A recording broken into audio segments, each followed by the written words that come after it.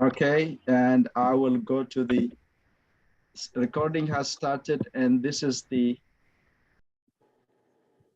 presentation material here. Can you see it again? The first, let me do the presentation mode here. Yeah, Dr. Ahmed, please. Okay, thank you, Prof. In fact, I'm very sorry for this inconvenience, but as Professor Abad says that you find time to at least to communicate with members of this good group of friends. In fact, I will give very slight information about myself. Just introduction. Myself is mainly a civil engineer. I work for the Ministry of Irrigation and Water Resources for almost 30 years, and I was an undersecretary for 11 years. And then I worked as a minister and got my education for starting in University of Khartoum, bachelor, and then I went to Agriculture University in Netherlands. I got my water management degree in master's degree with distinction. Then I went to Colorado State University. I got my PhD, and I worked closely with the University of Jazeera, where I used to teach some of the courses and have some advising some students. So I have also a PhD honorius from them. In fact, I worked also as an advisor to the ministry for almost 8 years. Then I have different actually activities in the ministry and also in the Nile. In fact, we started this Nile Bill initiative 1999. I was undersecretary, and then I was involved in all these activities, also the CFA. Then I left. I went to Lesotho. I worked as an expert engineer for 4 years in Lesotho, financed by Badia. This is I mean, Arab Bank for Economic Development in Africa. So in general, I have also some consultancy with the NBI, with IGAD and others. So this is brief. So now I have this presentation about the CFA, Cooperative Framework Agreement, which was still under discussion. So I will give information about the background of cooperation in the Nile. Then we go into the CFA and what is the situation now. Next slide, please.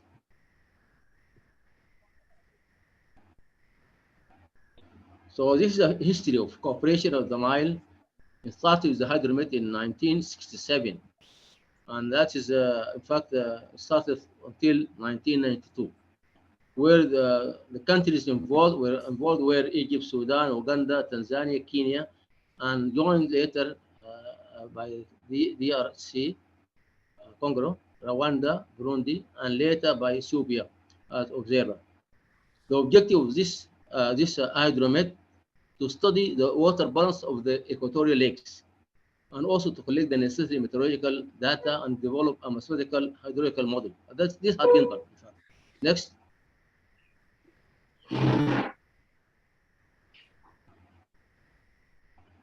So then in 1992, there another improvement where we have all the government, they agreed to have a new era, technical cooperation Committee for the Promotion of Development and Environmental Protection of the Nile, which is called TECONILE. This started in 1992. The objectives are to include Ethiopia and consider development conservation. That original, I mean the earlier project is mainly for collecting data and making a model. But here we have another thing, development. Conservation and use the Nile water resources and sustainable manner. Action plan was established, including 22 projects. A Council of Ministers of Water Affairs (COM) was formed with a technical committee acting as a steering committee. One of the 22 projects is Project D3. Actually, you have the action plan A, B, C, D. So in D, you have what we call to establish a Nile River Basin Cooperative Framework through discussing the legal and institutional issues to arrive at an acceptable regional organization. That's a very, I can call it objective of the whole TECONILE. In order to have a cooperative, I can call it a commission, joint commission for all the countries.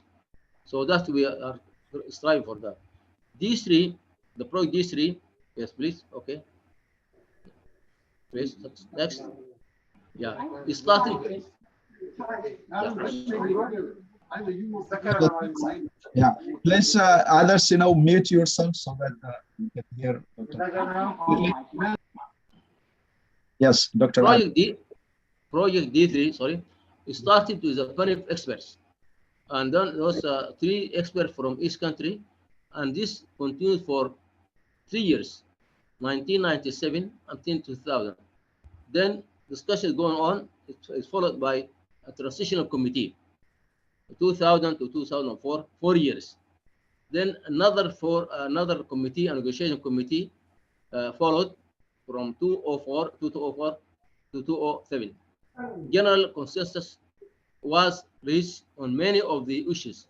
In fact, in these 10 years, they actually followed mainly the UN Convention on the non-navigation waters in international water policy. Most of I can see you again in a minute, but this general consensus on 45 articles was agreed on, with the except of only 3. There are some dispute about that. So next. So the disputable issues are 3. Water security, which means previous agreements, then prior notification, and voting system in the proposed Nile Basin Commission. These are the 3 which took a lot of time in 2000, from 1997 up to 10 years, 2007. That is actually a long time, and then the 3 only left to be discussed after that. So we can go next, please. So then, in fact, in the meantime, in fact, this started in 1997. In order to foster cooperation between the countries, then the World Bank actually chaired what I call it Nile Basin Initiative with I can call it. It started in 1999. It started after 2 years from the kind of expert CFA. So that Nile Basin Initiative, I think many people they know, but just to give like a description of what is happening. A transitional intergovernmental partnership started in 1999 by 10 member states: Burundi, DRC, Egypt, Ethiopia, Kenya, Rwanda, Sudan, Tanzania, and Uganda. Eritrea participate as an observer, and South Sudan joined in 2012 after the independence. To achieve sustainable socio-economic, this is the main objective of this Nile Basin Initiative, to achieve sustainable socio-economic development through equitable utilization of and benefit from the common Nile Basin water resources.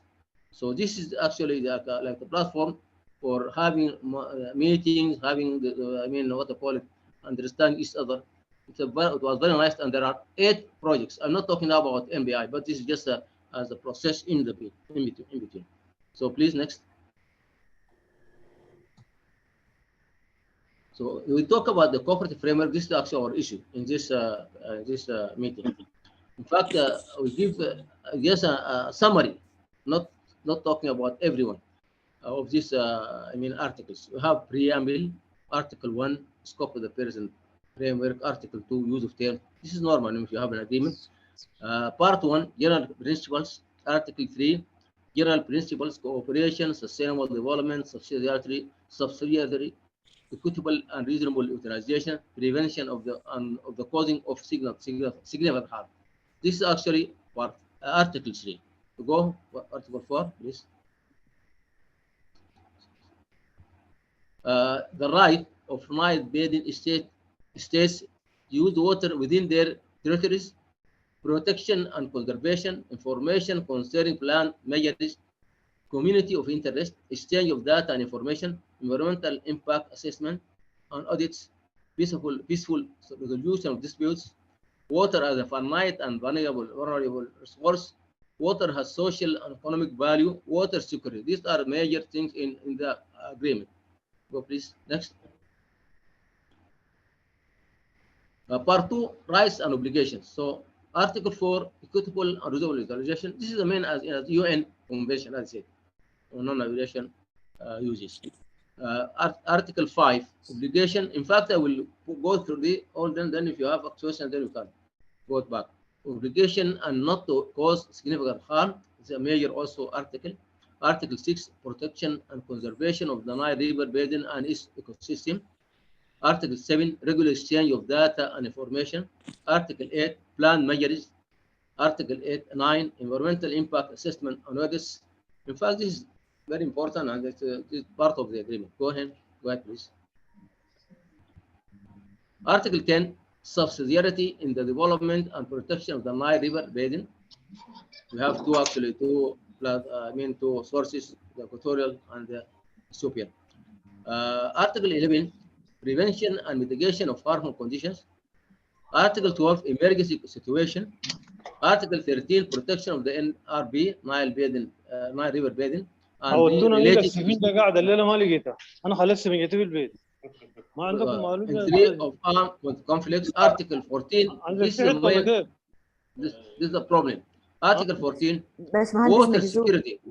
معلش دكتور احمد، باشمهندس مجذوب اقفل المايك بتاعك معلش.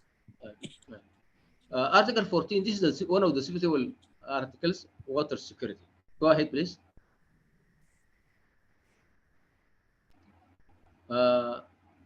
Part 3, institutional structures. Section A, the Nile River Basin Commission, actually is an institutional structure, establishment, purpose and objective, organs, headquarters, legal status. Go ahead. Article 20, talk about the Conference of Heads of State and Government, structure and procedure, functions, the Council of Ministers, structure, procedure, functions. Go ahead. This is social arrangements. The Section D, the Technical Advisory Committee, structure and procedures, functions. Section E, Sectorial Advisory Committee, these sectors, structure and procedures and functions. Go ahead. For about reason, that's 45. Go ahead. Secretariat, Article 29, structure and 30, functions.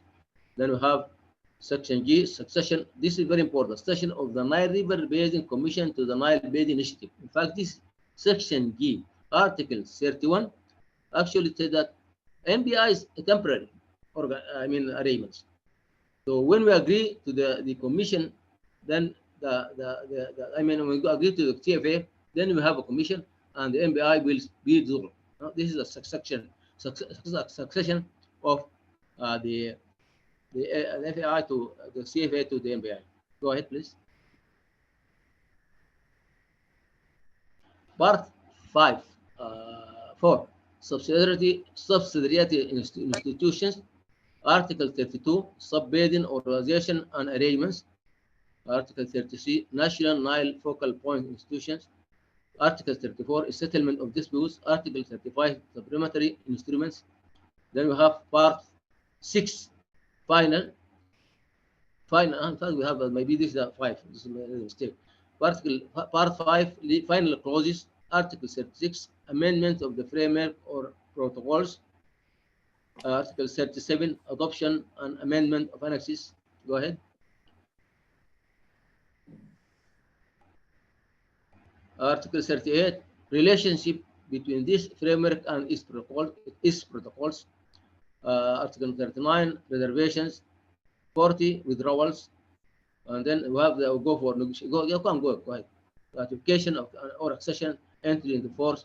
The negotiation, having due regard to the provision of Article 4, as I mentioned, and 5, Nile Basin states recognize the vital importance of water security to each of them.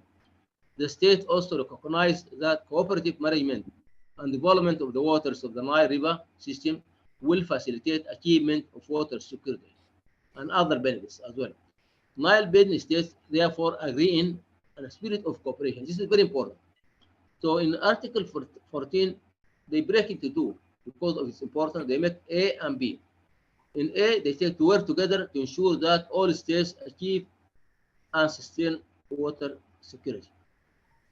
B, not to significantly affect the water security only of any other Nile Basin states.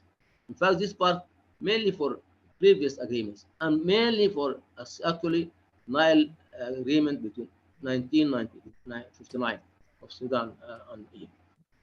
Go ahead, please.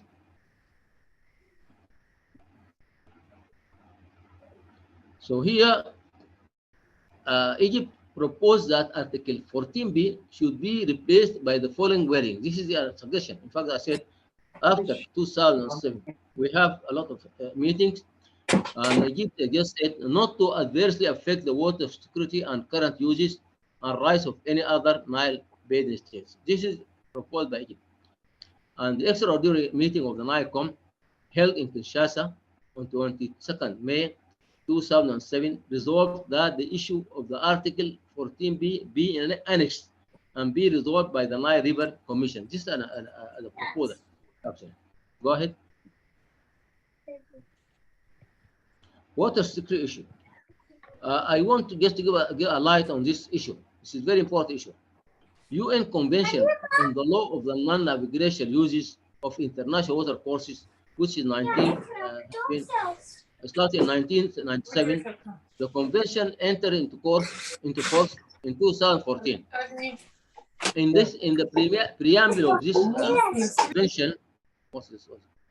In the preamble of this convention, it is mentioned, recalling also the existing bilateral and multilateral agreements regarding the non-navigational usage of international water courses, which means that if any one of the countries have an agreement, it should be respected. So Article 3 in the convention also, UN Convention, water course agreements. In the absence of an agreement to the contrary, nothing in the present convention shall affect the rights or obligations of a water course state arising from agreement in force of it for it on the date on which it came a part to the present convention. I mentioned this. This is actually to make us sure that 1959 agreement should be respected. And then this is why what is being included or to be taken care of in the CFA. Go ahead, please.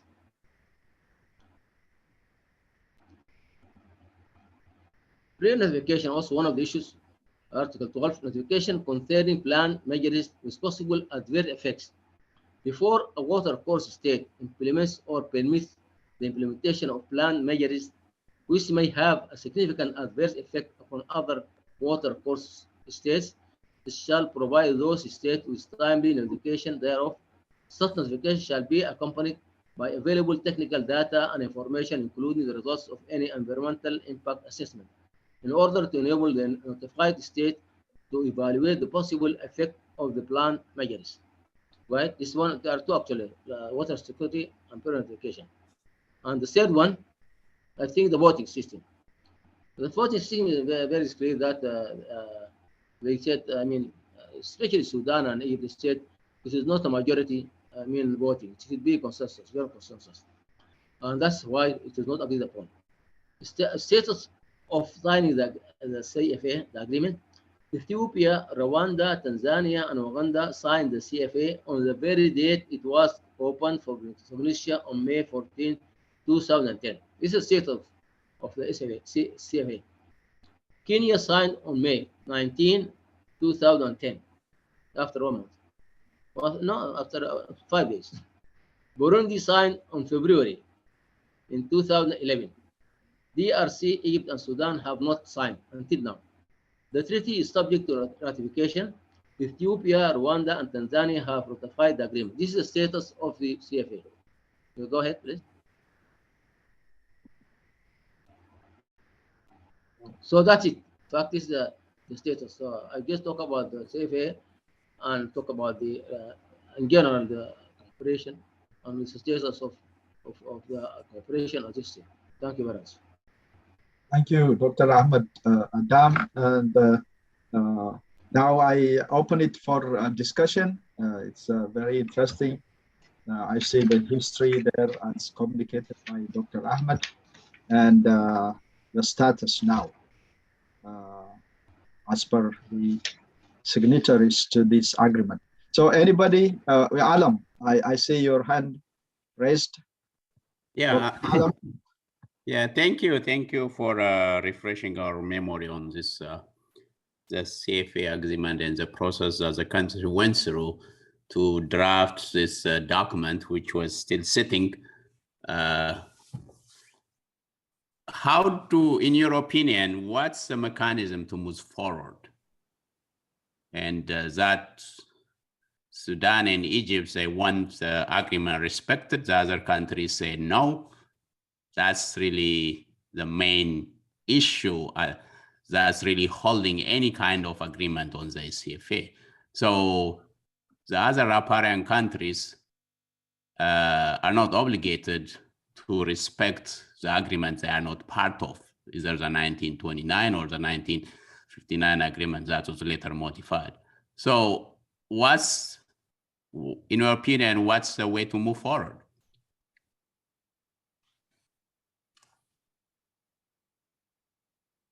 Shall I react or have to wait? Yes, please, Dr. Can react, okay? Yes. Oh, okay. Thank you. Thank you very much, Alim, for this very challenging question. In fact, this is a major issue of how the CFA from 2007 until now, it is stalling. Nothing is moving. In fact, the three the disputable issues or articles I mentioned, the Sudan and Egypt, they are talking about security in the sense that if you look in the basin, we have 11 countries, and 11 countries we have only Sudan and Egypt have rainfall is less than 4 millimeter per year. Sudan about 400 millimeter. In Egypt, I think about 30 or 40 millimeter. I don't know about this. The other countries, all the other countries, the rainfall is more than 1,000. If you talk Ethiopia, South Sudan, Uganda, Kenya, Rwanda, all of them. In fact, they should respect these people in the north. They don't have other resources than the Nile. And this agreement in 1959, it was signed before what you call it? This agreement, UN convention. UN convention was signed or designed actually part of the country 1997, and this is signed in 2007. So it is an old agreement to also to it is with Sudan and Egypt. It is not obligatory to the others. And the water, I feel the water is sufficient for all of us. I am very optimistic. If the other countries look into the waters moving from the highland to the lowland to the north, it's negligible. I think that is only what we call 84 billion cubic meter. This is the average. While they have many resources in the upstream, they have a lot of resources, and even it is more. In fact, when I talk about now, it's more than 84 coming to us. This means that water in the upstream is more. If good, and call it good, I can call it political issue, political commitment, and to cooperate, they can resolve it. They can make it as mentioned, annexes in the agreement. The points which are raised to be in the agreement, and it is very simple. You have 45 articles, only 3. I think it's a little bit of, tactic, I can call it political involvement. We can solve it. So I think it is possible to do it. Not difficult. Can I step in and ask a question, please? Yes, Dr. John. Okay, it's very informative. I really want to thank Dr. Adam for his presentation. And I think it's for the first time for me to actually look at inside. I have heard about cooperation framework agreement. I haven't seen what is inside. And it's good to have, there's more than to meet the eye, especially they spoke about equitable, and use of resources, and that we should be in. Now I get the impression of that everything stays the same. Everything stays the same, or if it affects the other significantly, then nothing should be done. Now it's really what is significant. What is significant for Egypt may not be significant for Ethiopia or South Sudan. In the end, anything project you do the cost-benefit analysis.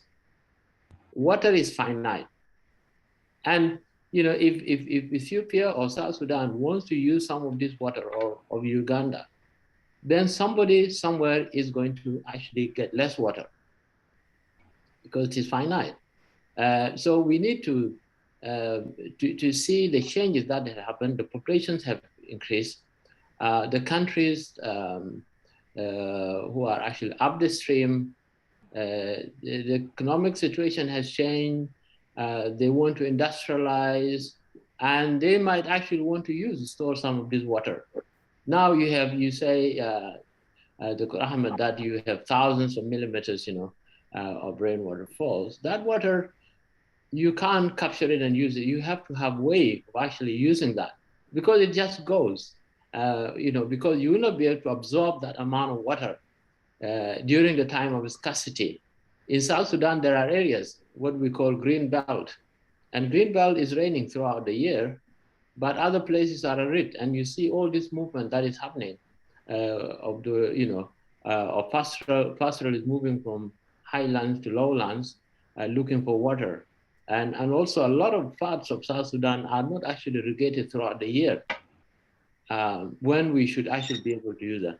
So I expect, these countries, and what I know that even from a presentation I attended recently, the 1959 agreement and 1929 agreement, the part, most of the water now, even Sudan has not used its all, it's all the shares that it needs to do. Most of it flows to Egypt. There will come a time when Sudan would like to use that. There will come a time when now the others up the streams are going to say, you know what, we really need to use some of them to store some, to erect dams, to actually do some irrigation. Nothing comes free. So I think that is coming. So if you say that these countries are going to ask Egypt and Sudan, then we are in big trouble. But I understand we need to be actually responsible, but I don't see given the example of Ethiopia, and Sudan, and refusing to reach an agreement is not very promising. It's not, because the attitudes and the positions of Egypt, maybe Sudan, is very static.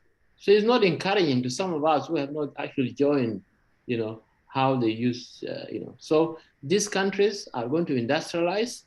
They want to improve. For South Sudan, we are not food secure. You watch the reports of WFPA. We are, lots of people are starving.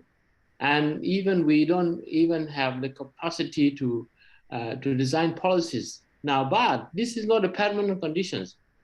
Soon, with things changing, we will be in charge of our own, and the water that is there in the Sud, we will have a good, and the water that's flowing, we'll have an idea. We'll not hurt Egypt, but I worry about static, positions of Egypt and Sudan. I worry, and about what happens with Ethiopia. I worry about that. So, but this conversation is very important that we are having it. It is very important. Thank you very much. I will do like this to make the time effectively used. Dr. Ahmed, can you hear me? Dr. Ahmed? Yes, I hear you. Yes. So what you will do? Can I add very related issue, please? Yes, I will do that. But first, I wanted Dr. Ahmed to address Dr. John's question, and I will go, in this order. Mr. Tafarra, Bayana, and then Professor Mark, then John, and Russo, you will put your questions or comments one after the other. First, Dr. Ahmed, please address the Dr. John's there, and then we'll go first Tafarra, then Professor Mark, then Dr. Getachew, Dr. Russo, please. Thank you. Thank you, Dr. John. I think you could make a very good, comments about the issue of cooperation between the upstream and downstream. And this, in fact, is like a must. We should have to agree. We should have a Nile Commission.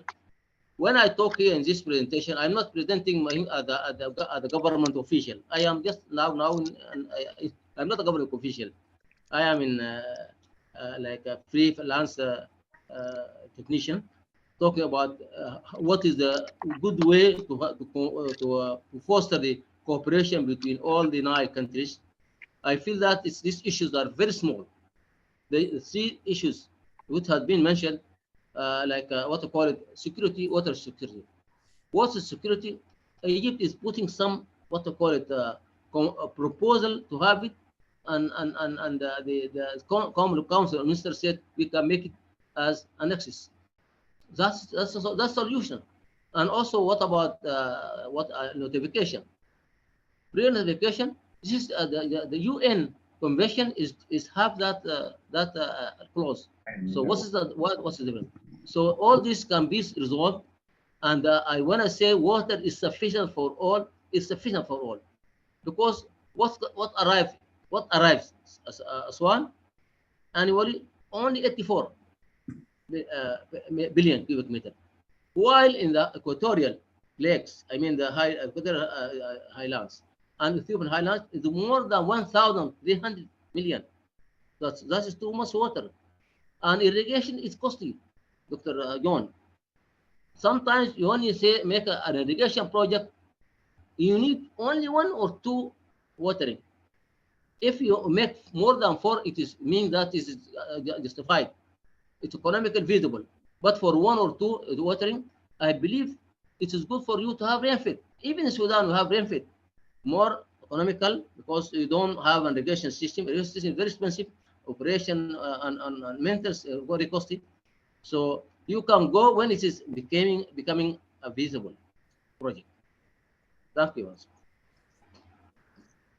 Yes, and I think this discussion should continue, but let's go now, as we said, Mr. Tafarra Bayana and Professor Mark, Dr. Getachew, and Dr. Russo. Thank you, Dr. Abate. If you allow, I would like to speak after my senior professor, Mark Mwandosya. Okay. Thank you. Professor Mark Mwandosya. Yeah, thank you very much. I would like to congratulate my colleague, Dr. Adam, for the presentation, a very good presentation about the CFA, its origin, and where we are now. It has been succinct and professionally presented. I have raised my hand to speak because for the benefit of my colleagues who are here, I was minister responsible for water and irrigation in Tanzania at the time, at the meetings in Kinshasa, at the meetings in Alexandria, and at the meetings in Sharm el-Sheikh. And also I am a signatory of, I signed for Tanzania, the CFA, when it was opened for signature in Entebbe. So I have a profound interest in this matter, and would wish that a consensus was reached somehow, that and we would go forward. We tried very hard, and I speak this from experience because I was I led the negotiations on behalf of the upper riparian countries, literally as an individual, but representing all the 7 countries, upper riparians, and facing downstream countries, Egypt and Sudan. So I had a very interesting discussion. But I think, let me put it this way. When we left Sharm el-Sheikh, I was under the belief, and I still believe, that Sudan was going to sign this, the CFA. And except for an agreement that Sudan has with Egypt that binds the two, that they'll always negotiate together. And that has always been a matter of contention, but not to us, but between Egypt and Sudan. But it's a matter that perhaps hinders Sudan, from our perspective, from continuing with this CFA. But let me answer one or two, point out one or two issues that have been raised by the presenter with regard to water security. And the agreements of 1929 and also 1959. You'll agree with me that there would be no point of having a CFA if we abided by the agreements of the previous agreement entered into by the colonial agreement administration and Egypt, not between Egypt and Sudan. Because by 1959 agreement, all the waters of the Nile had been allocated to Sudan and Egypt, and the evaporation. So what would be the point of having discussions on a CFA, except maybe on the part of Sudan and Egypt, to make sure that water would continue to flow, which it will by gravity and by nature, would always flow to Sudan, but it's to prevent other countries from using the waters of the Nile. And the way we negotiated and we put forward our position was that we realized the significance of the Nile to Egypt and also to Sudan. Absolutely, there's no question about it. But we asked, and we continue to ask Egypt and Sudan to realize that as upper riparians, we are actually the providers of the water that goes to Sudan and Egypt. So at least some consideration should be given for our responsibilities in this regard. And when you go through all these countries, really you find out that the main issue that would consider would be of interest to, or would be of concern to Sudan, and if waters and Egypt would be, if waters of the Nile were used for irrigation, because hydroelectricity is it's not a consumptive use of the waters of the Nile. So basically, and if you go further north, then the issue of use of you go to maybe South Sudan, and then you go to Uganda, you go to Ethiopia. The way the original, I mean, if you look at the land that would be used for irrigation, is not a matter of concern really to Egypt and Sudan. So we that is one. But two, I mean, as I said, we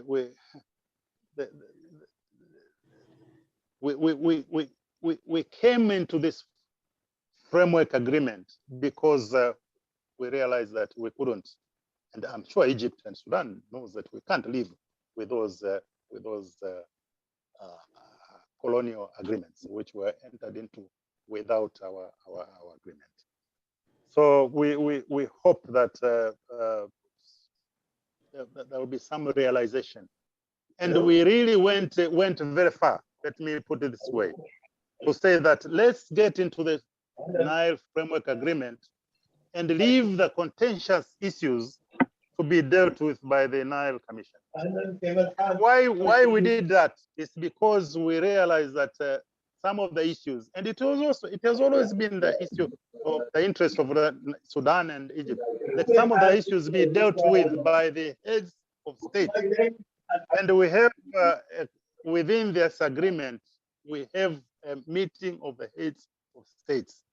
And I think that is where all these matters will be taken into. So, and again, we also say and emphasize that this is a framework agreement. Matters of interest to countries, particularly for implementation, will be dealt with protocols, and the protocols will be negotiated within the framework agreement. So there is a lot, there are so many ways that we can, Egypt and Sudan concerns can be dealt with after we have entered into. That's even how we have written the Article 14. With regard to the fact that we have waters from heaven, may I state that luckily God was so good to Sudan and Egypt that there is so much water underground.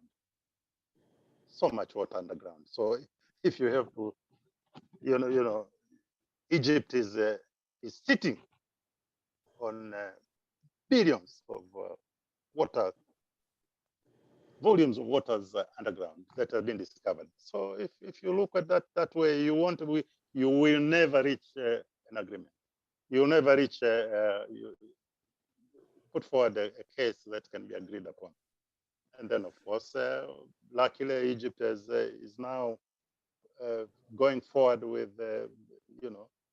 using water of the Mediterranean through desalination and all these things. So actually, we have almost the Nile agreement there.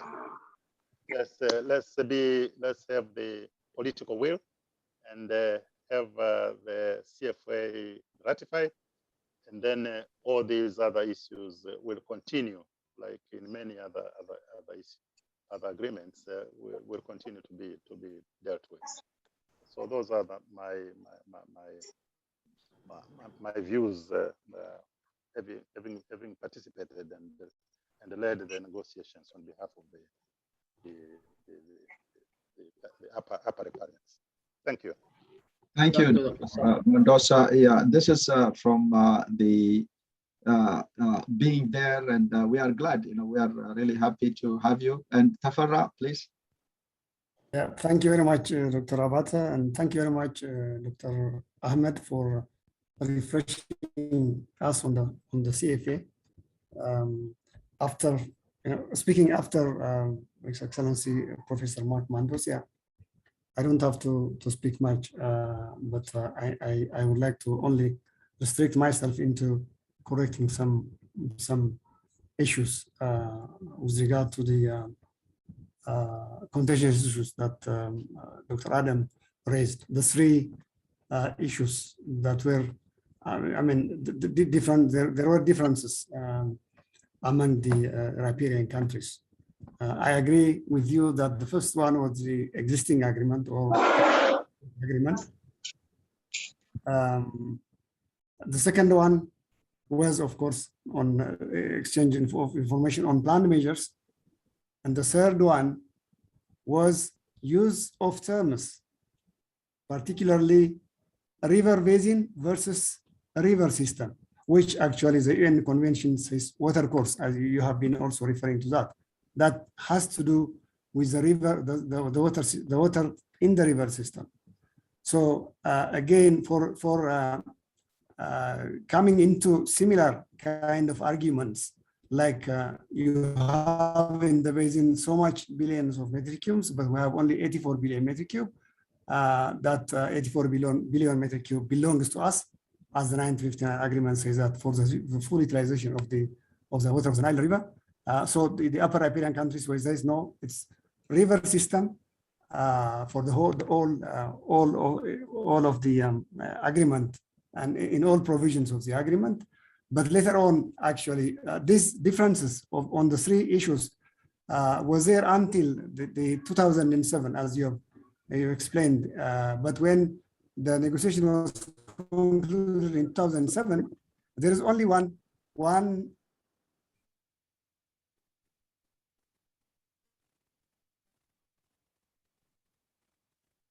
You are there, Tafarra.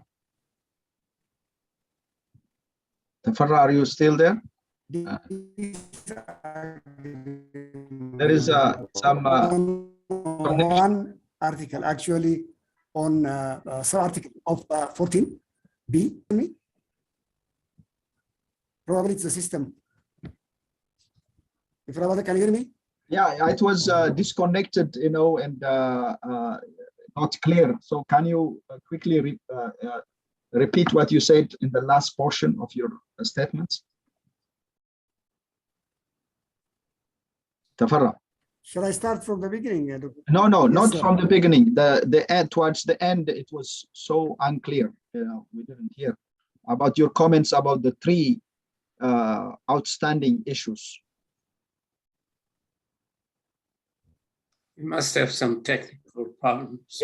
Yeah, some yes. He's from joining from Addis Ababa. That's a problem here that we see Sudan, Ethiopia, and elsewhere in Africa. And I hope Tafarra, you can be back soon. I can hear you. I can hear you clearly. Can you hear me? Yeah, say you can start all over, starting regarding the three issues, the three outstanding issues, the unresolved issues. The three unresolved issues, that's until 2007, where existing agreement or previous agreement, and later on changed into water security. It has to do with the same thing.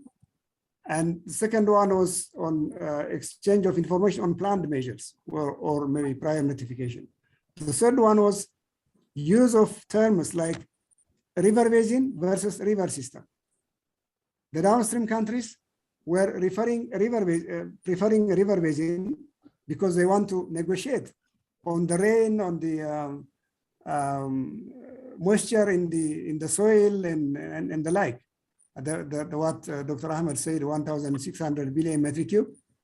But the upper riparian countries were saying that we are actually negotiating or making an agreement on the water of the Nile River. So so the preference was Nile River system.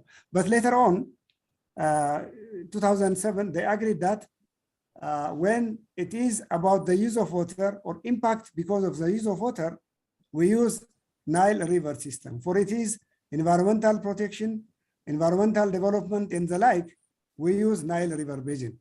Can you hear me, Dr. Abate? Yes, very clear, very clear. Yeah. Yes, okay, very good.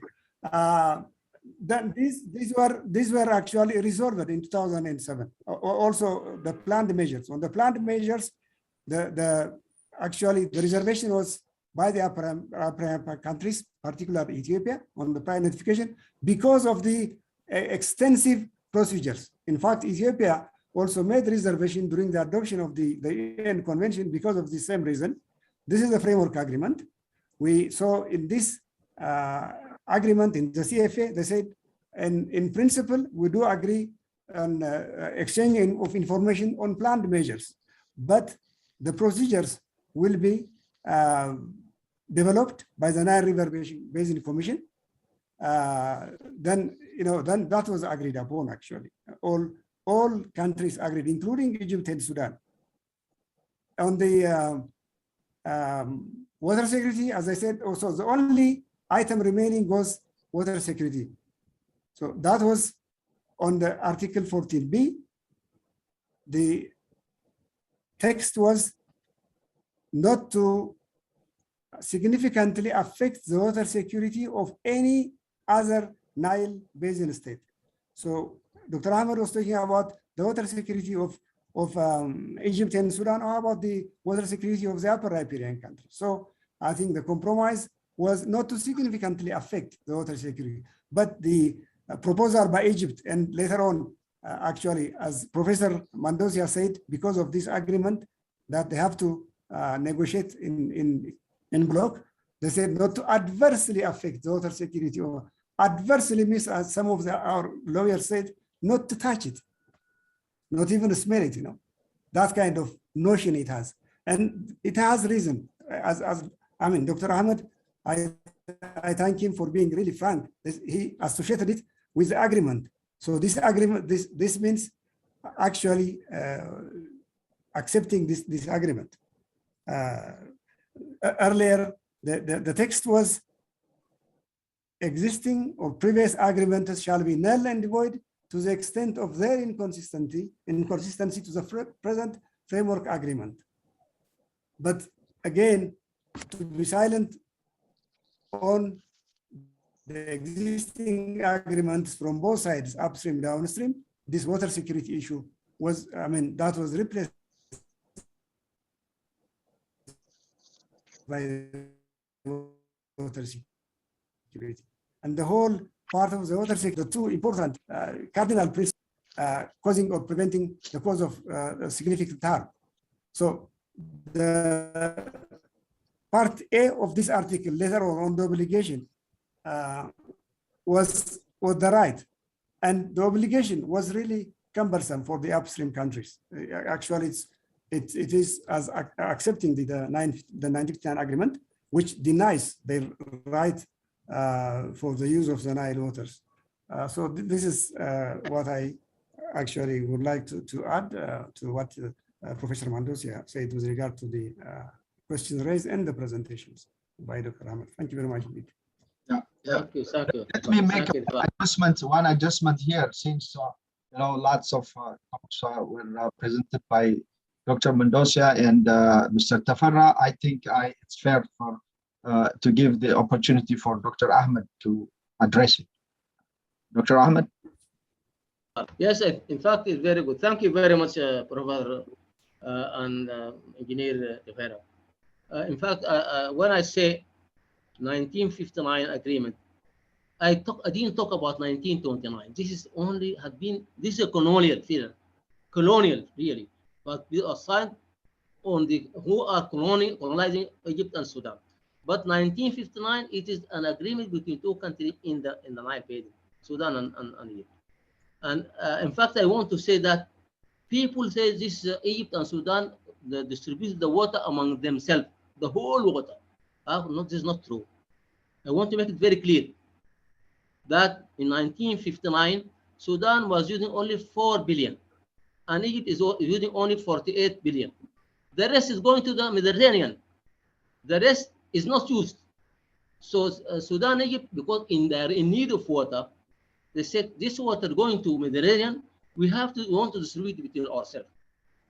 And temporary, not for good.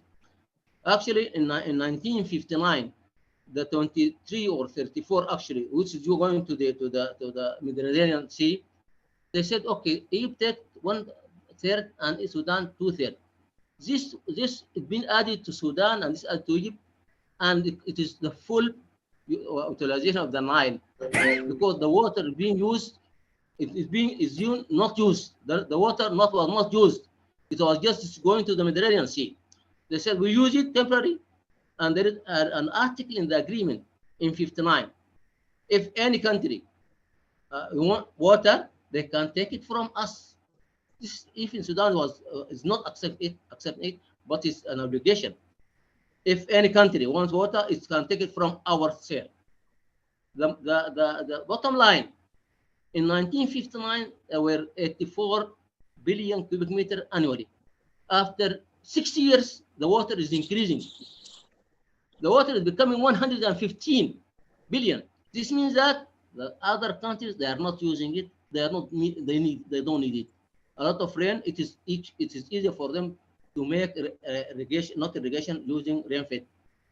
So we are not obligated. I mean, Sudan and Egypt, their stand is that any country, they can take water, and the water being needed by these countries is very minimal. It's very minimal. This is why I said I'm very optimistic that the Commission will be there, and we have to cooperate together, and we have to take care of all the needs of Ethiopia and Uganda and South Sudan and all the other countries. But I mean that Sudan and Egypt, they are needing the water more than the others because of the natural no rainfall. That's my. Actually, the point of the matter, there are three issues not be resolved. You mentioned it. I think the most important is the water security. And I mentioned that the UN Convention is now now become in force. This agreement or this convention, in the preamble and in Article 3, every agreement in existence should be respected. This is my point. Something else.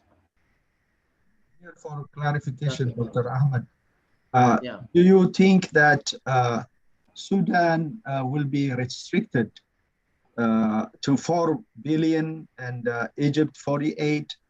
And what you implied that it went to the Mediterranean as a loss or as a waste will be negotiated.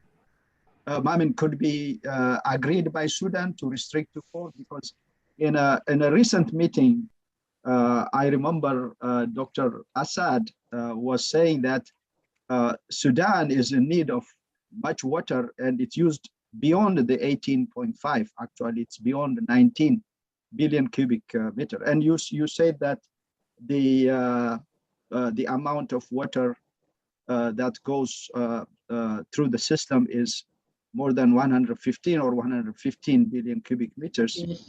And Yes. the measurement, this is my first time to hear, but others might have heard it.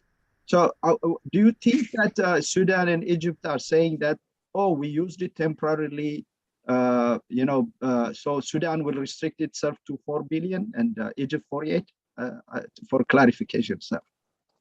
In fact, when I say 4 billion, this is Ukan water rights, because when we signed the agreement, this is what has been used by Sudan and what has been used by Egypt for trade.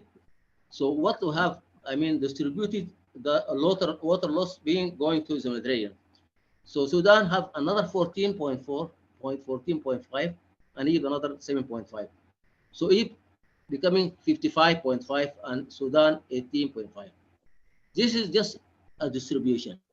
Anytime the other countries need the water, they can take it. This is in fact the water law, the world water law, international water law. Any country can take the water. This is the shared water. They can take it. But I think I say that after 60 years, after 59 up to today, no country, there is no usage. More water is coming. This means that they don't need the water. More water is coming. We are not forcing it to come, but because nobody is using it. This is my point. If any country, this is legally, if any country wants water, we can take it from our share. This is my point, our share. Equally from Egypt and Sudan. This is in the agreement, there is a clause. Any country needs water, it can be deducted from the water rights of Sudan and Egypt. This is written. But nobody asked for it. Nobody asked for it until today. We'll continue the discussion. It's very interesting. By the way, I have to correct myself. You didn't say 4 billion, but it was using 14. This is at 59. We use 4 billion. But when we took the 4 or 14? 4 billion.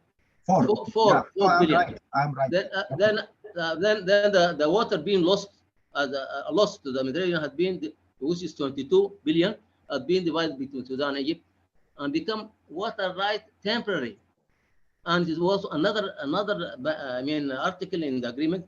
Any country can take water, can be deducted from the water right from Sudan and Egypt. That's my point.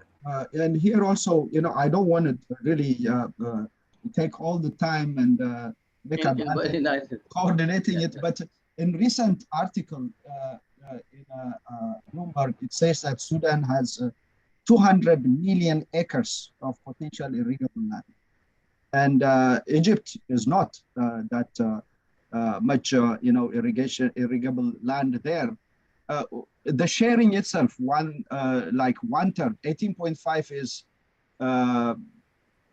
3 times less than Egypt. If you divide, I see some unfairness. Maybe I'm not right on that one. Even for Sudan also, but you will address it in other time, because Dr. Trusso is waiting there, and so Dr. Trusso first, and then no, actually it's Getachew. No, Getachew is first. No, I don't. Oh yeah, I thought he was. He went out. Yeah, he's still there. Oh, okay, I undermined his persistence. Okay. It's okay. It's okay. Go ahead. No. Can you hear me? Yes. I don't know what I'm reiterating to Dr. Alam's question. What is the way of moving forward? I don't think Dr. Ahmed, respectively has answered. So what we have to go back to the talking table and discuss all over again, or ratify? I don't know. That's my question. And I have a lot of questions, but just what is next and why we need CFA anyway. Okay. Go ahead. Shall I respond now? Shall I respond to his question? No, Dr. Okay. Let him add, and then please, for the sake of time. Yeah. Okay. So thank you so much, Dr. Ahmed, for your the presentation. And obviously, you can see that it took quite a bit of interest. It's good. So we should have more of this discussion. So first of all, I would like, Dr. Abata called me. I would like to just say, I live in Florida. My expertise in water resources engineering and on both surface water and groundwater. And this is important what I'm going to say and ask. So I tend to agree actually with Dr. John Okech, he said. So there is quite a bit of evaporation from the whole water balance.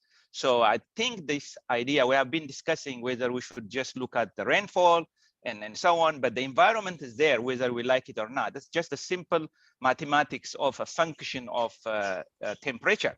So today, here in my backyard, basically up to 90%. This is the same thing in South Sudan. 90% of the rain goes back to the environment. So it's maybe 10% is left as a surface water and groundwater.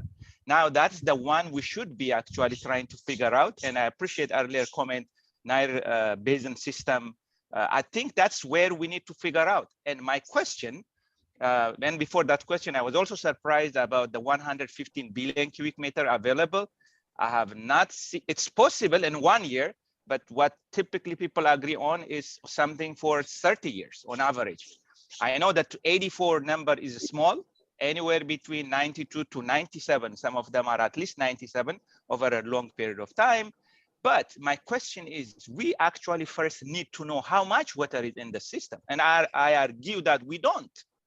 So, and back to Dr. Ahmed, that do you agree that we actually should first figure out, we have all the scientists from Sudan, Egypt, everywhere we have all these scientists. First of all, we need to figure out how much of this usable water beside the evapotranspiration and environment. It's not the rain. We know that the rain is not gonna work.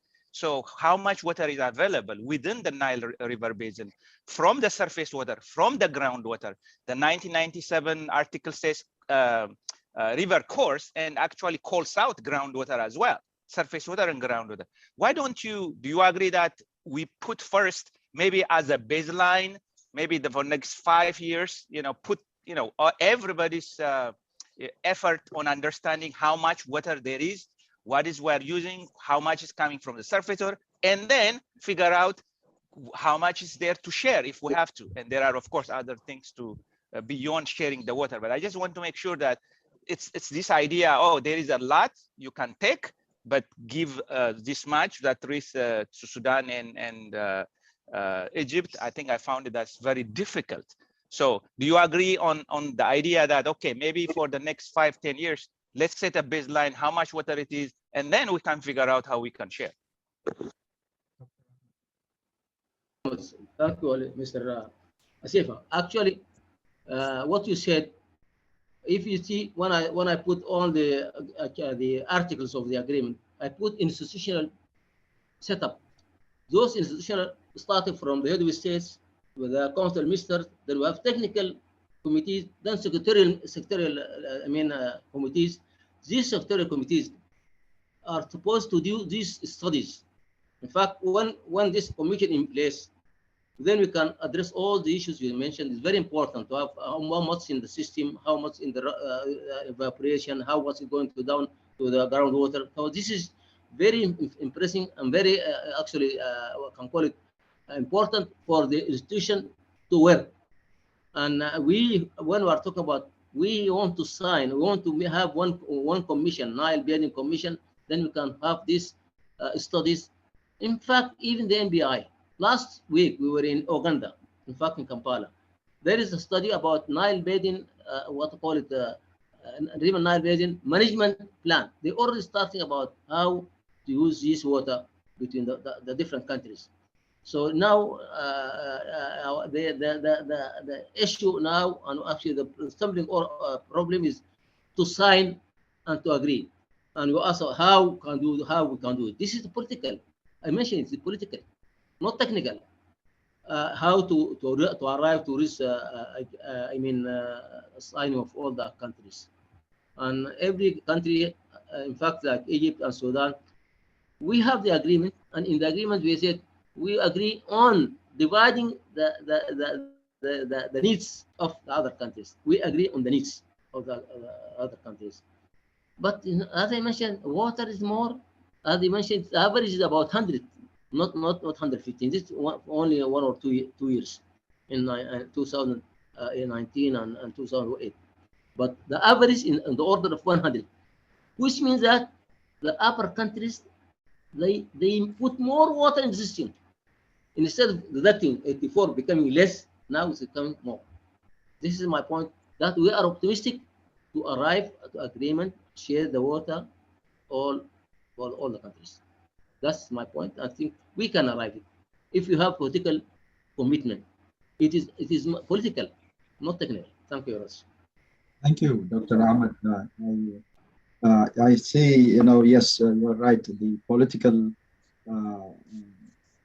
pressure is overriding the technical, scientific data in most cases, especially in this Nile water use, that I see that.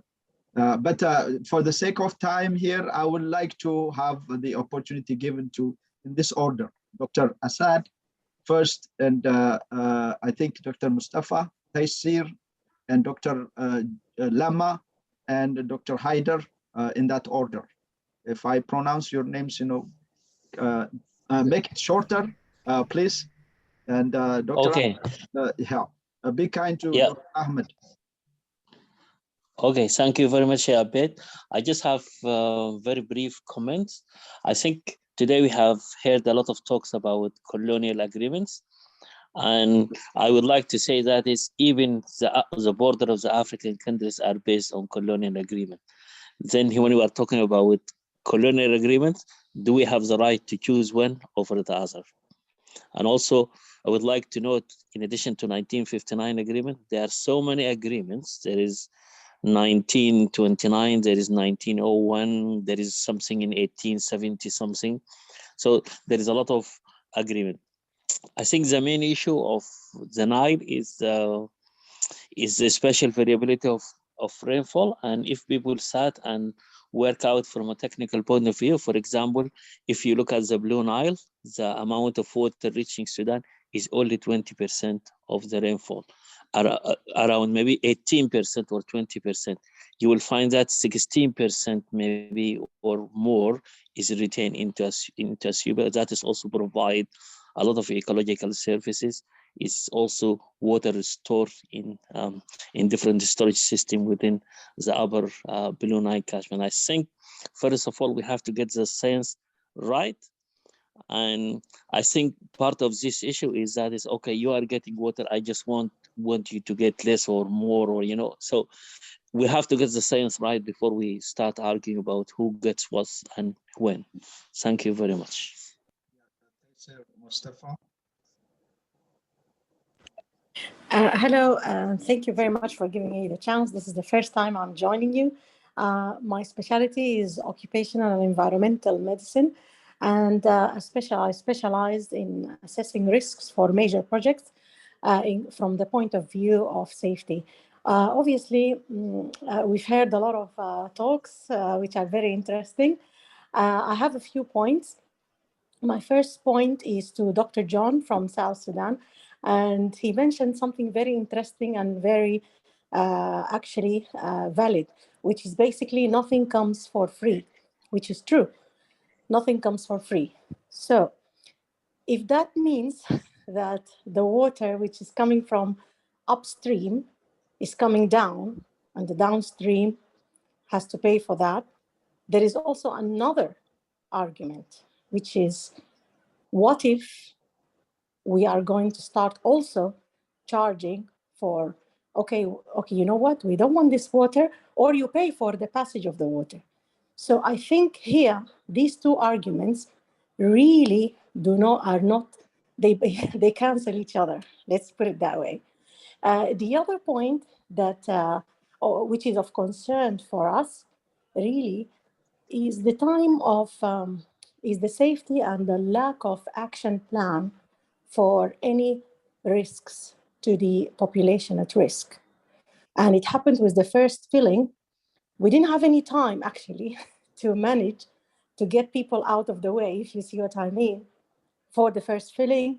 And as a result, we lost more than 120 something people because of the water coming from upstream, because of, we all know that, because of the filling.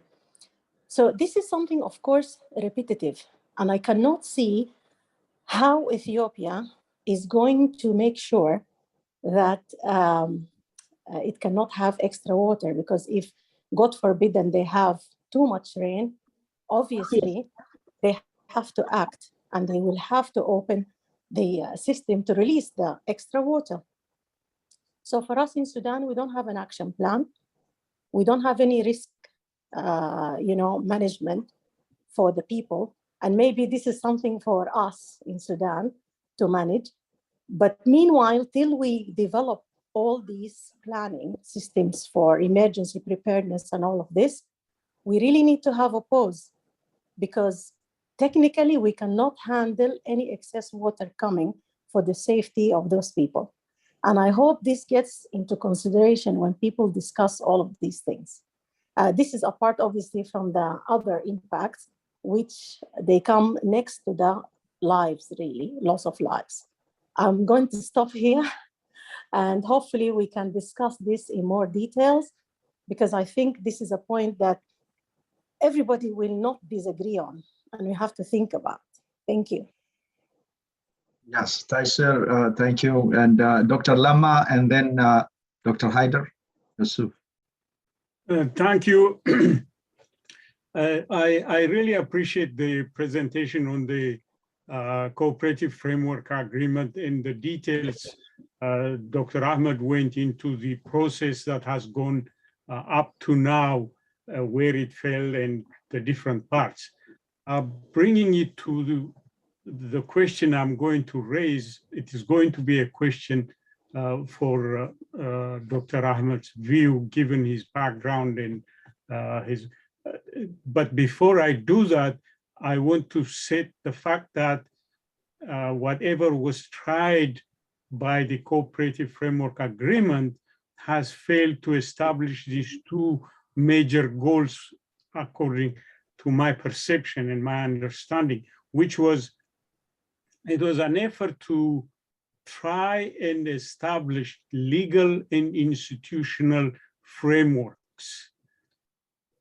Legal on how to share, develop the water, as well as institutional framework into managing the resource and the utilization of the resource or the protection of the resource.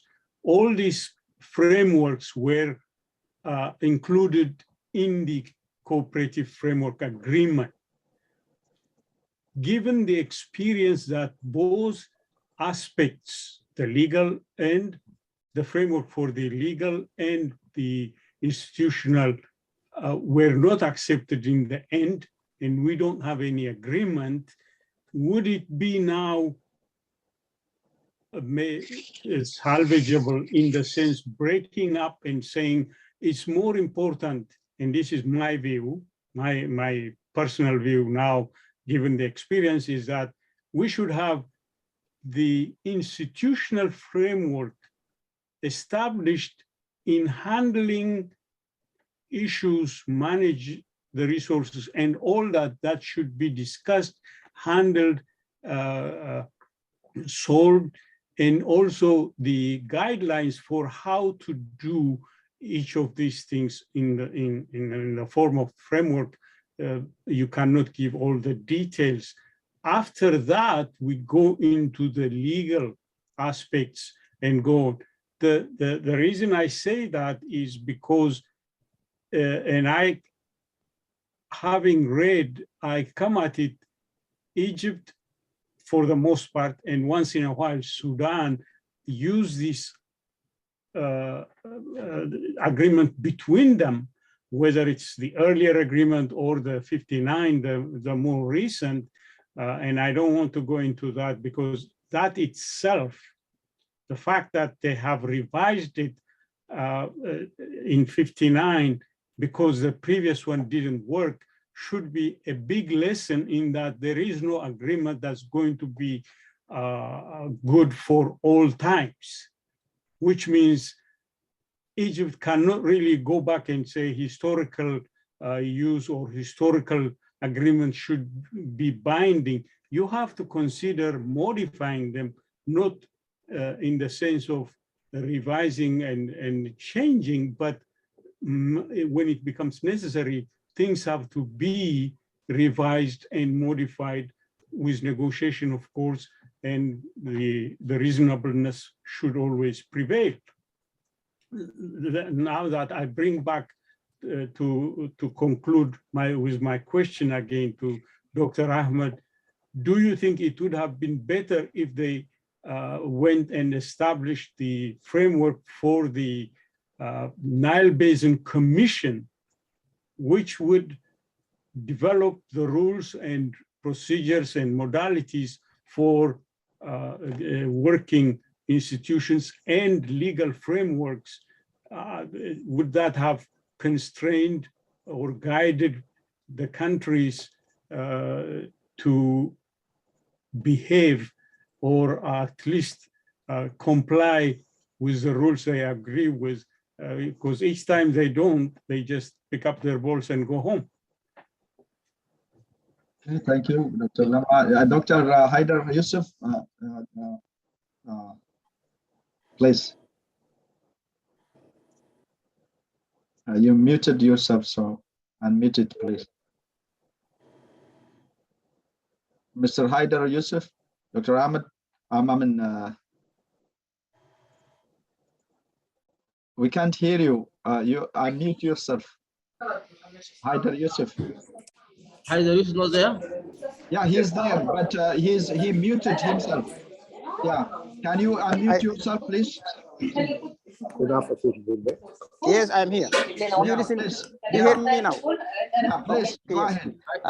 In fact, I thank very much Dr. Ahmed Adam. He explained very well what is CFA, and right to the point. But in actual fact, he didn't mention why has not been accepted, why Sudan refused to sign CFA. Or example, in other words, why Sudan refused to sign the Kinshasa outcome agreement, and later what they call it Entebbe agreement, Sudan has refused to sign. In actual fact, let me explain a little bit. There is 3 points that push Sudan not to sign this agreement. Because the first one, the Nile Basin countries, they don't accept the prior notification items in the international agreement, in UN agreement. Non-navigable use, there is this prior notification, and the Nile Basin countries, the upstream countries, they completely ignore these items and refuse to put it in the CFA. Secondly, the decision in the agreement in the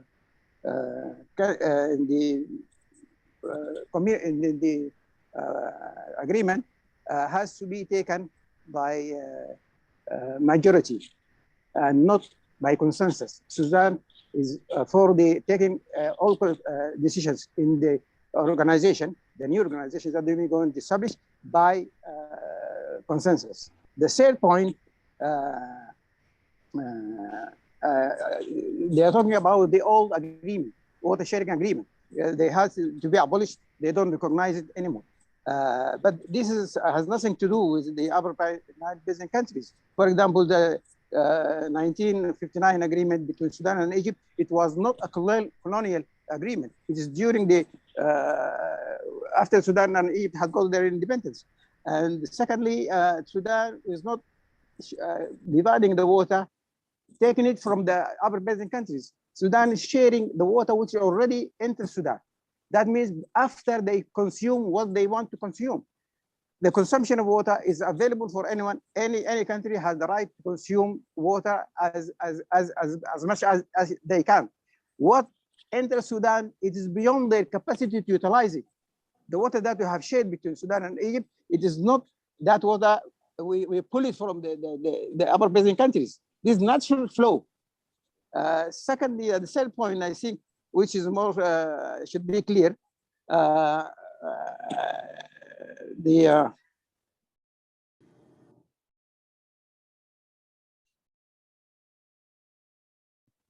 Dr. Haider Yusuf. Hello? We lost him, I think. Yeah, so Dr. Ahmed, can you address, because we have to close it. And I think this is a very interesting topic. I know that it will be very interesting, and it will involve many people here. So what I was putting for myself was to have a continuation of the same topic presentation for next month. I hope the person I contacted will agree, still will agree, and all of you, I invite you to come at that time. But I will give the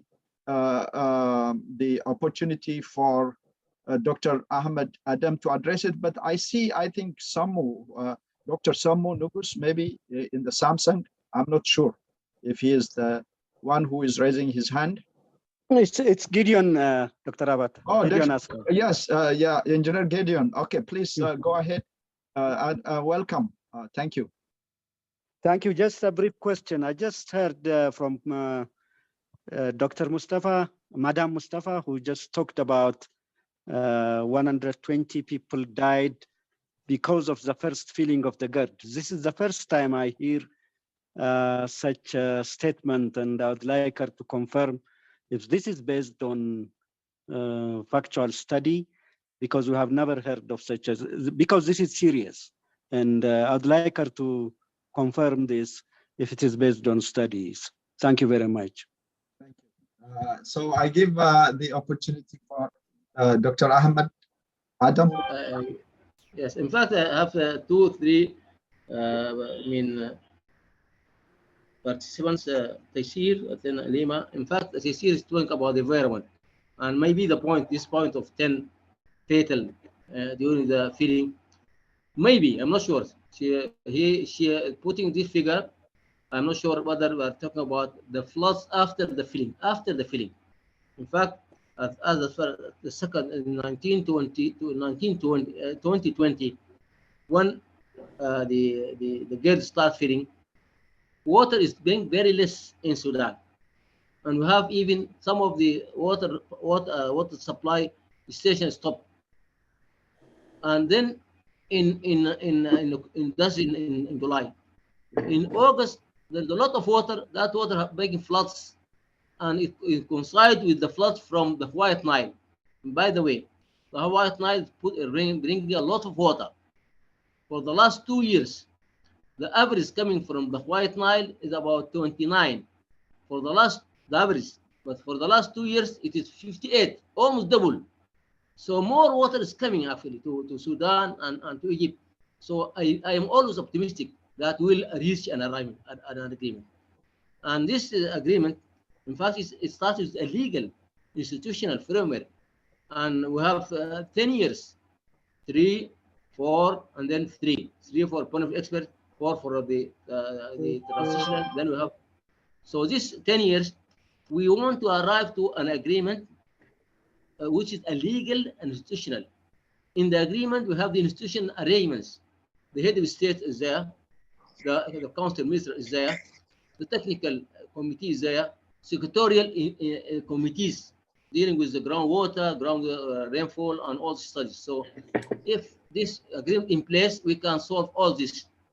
And we have only 3 disputable. I mentioned in the presentation, I don't want to repeat it again. But if you can resolve these 3, you can find the commission operational, and we can have cooperation is there, and we can resolve our all differences. The question about, I think we're gonna think about the 10 fatal. Maybe the team Mustafa has another answer, but my answer is that the feeling, when they start feeling water is not coming, even we have no water for water supply stations. Then in August, the water comes more than needed, and we have floods. If there is, I mean, data, what I call it, cooperation, they should delay the filling in August, not in July. In July, you have problem, and in August, you have problem. If we have communication, proper communication, we don't have problem. We didn't have problem for the water shortage or the fatal floods. This is about the 10 fatal. I think the Haider asked a question, and then he said, "Why Sudan?" Sudan make it, and Egypt they didn't sign because of the three issues. If these three issues being resolved, there are some, I mean, what we call efforts, like the 14A and B, 14B to be annexed. That is also a solution. Maybe you convince Egypt and Sudan to join this agreement, and we have the commission in operation. I don't know if you have other questions. Yeah, now it is about 5 p.m. in Sudan, I think. Is it right? No, 6, I think. Maybe 5 in Addis.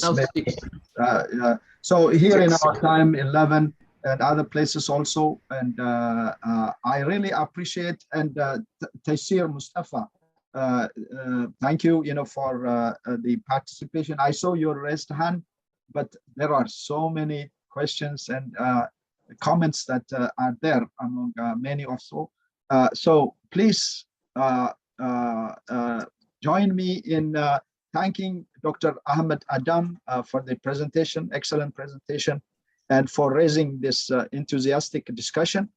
I appreciate that, and I would like to thank also many. Mohammed Bashir also raised his hand, and Drusa, so it's very difficult, to say no to Mohammed, but I will restrict it only to Mohammed Bashir. No, we are not raising head. We are just clapping.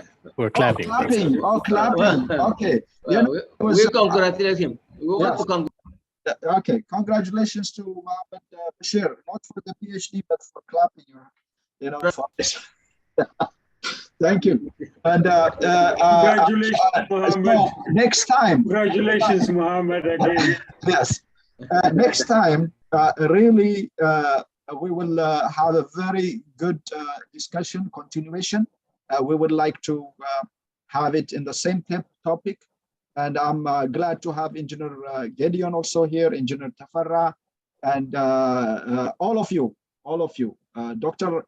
Osman, you will be doing some presentation in the future also, as you mentioned.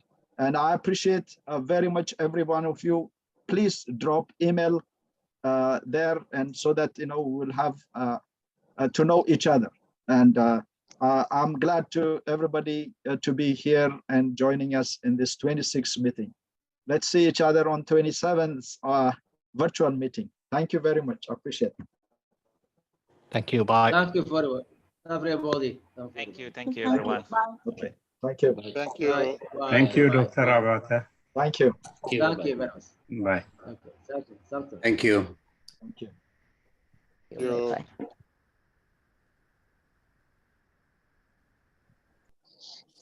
Thank you, everybody. Thank you, Dr. Adam. Dr. Ahmed Adam. Thank you very much. Thank you. Do you use Dr. Ahmed? Do you use a first name or a last name? Ahmed.